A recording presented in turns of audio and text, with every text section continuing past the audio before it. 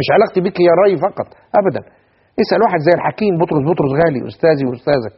بطرس غالي ده له اراء قديمه. يا جماعه الحقوا، اعملوا شبكه علاقات تنمويه تربط الدول دي، اعمل شبكه كهرباء واحده، اعمل مشروعات تقطيع اخشاب، اشتري الثروه الحيوانيه من هناك، اربطه بمصالح اقتصاديه. انما تغيب عنه ده كله وتيجي السودان بقى. طبعا النظام هناك في السودان له حساسيات شديده مع مصر، اللي يقول لك غير كده يبقى مخطئ. وبعد شويه هيفتح لك حلايب وشلاتين، وراح يناصر وجهه النظر الاثيوبيه، لانه في قدر كبير من المخزون التاريخي من الحساسيات الضخمه لدى السودان واثيوبيا وكثير من الدول الافريقيه. يقول لك مصر دي مش فاضيان، دي مشغوله بالصراع العربي الاسرائيلي، دول قاعدين في الشمال هناك. ده مره مابوتو اللي كان رئيس زئير قال لهم بلاش منظمه الوحده الافريقيه دي ما انتوا مش فيها، روحوا اعملوا لكم منظمه في الشمال، سيبوها لنا احنا جنوب الصحراء، احنا مش عارفين نتعامل مع افريقيا. صحيح كان عندك محمد فايق ربنا يمد في حياته، وعندك بطرس غالي ربنا يمد في حياته، انما ما عندكش كوادر بعد كده. يا ريتك فرغت واحده زي فايزه ابو النجا وتطلعها على افريقيا زمان. يا ريت واحد زي عمرو موسى بتاريخه الدبلوماسي كان قدم نفسه للمجتمع المصري من خلال جوله في دول النيل، وجاب لي بعض الكونسيشنز، بعض المواقف التوافقيه التي تسهل الحل. كل واحد يجي لي باوراق اعتماد، انما يقعدوا على المنصات هنا يكلموني اعمل بيه انا. طب ما اي واحد بيتكلم. اذا اردت ان تفعل شيئا لمصر عليك ان تتصدى للملفات المعقده، ملف مياه النيل، ملف سيناء، ملف العشوائيات، ملف التعليم، ملف ازاله الالغام.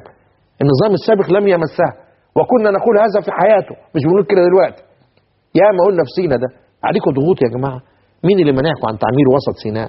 هي سيناء انك تعمل كده مزارين سياحيين على الاطراف؟ فين كل ده؟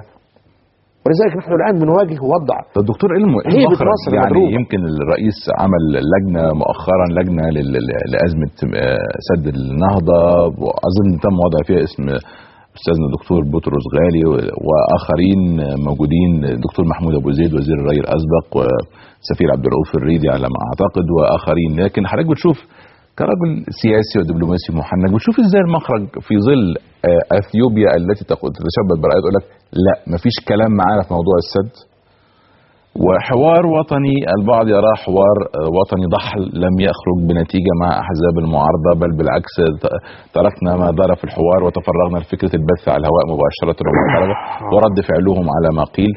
ثم هل يأتي في النهاية فعلا الحل العسكري كحل لهذه الأزمة أم لا؟ على فكرة حل، انت راجل إعلامي كبير وعارف البث على الهواء ده انتكاسة، لأنه كشف أمام الآخرين ضحالة النوايا وضعف الأساليب وإنه ما عندكش حاجة تعملها.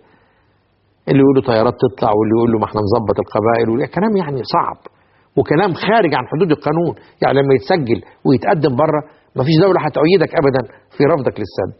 أنت اللي غلطت، بدل ما كان ليك طلب وبتعتبر نفسك صاحب حق تحولت إلى مدان.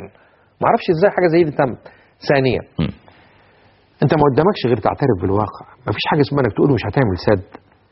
أنا متأكد إن أنت بتعمل السد ده وفي ذهنك أشقائك في مصر. تعال نشوف الآثار السلبية ونقللها، وتعال شوف ايه اللي اقدر اساعدك فيه، وتعال شوف ايه اللي ممكن السد ده يفيدني فيه. ما السودان بين يوم وليلة قالت لك ده سد مفيد ليا. انا سمعت الامير خالد بن سلطان في مؤتمر مجلس المياه من شهرين هنا، اول واحد اتكلم ده، وقال لك الخطر اغلاق الخرطوم.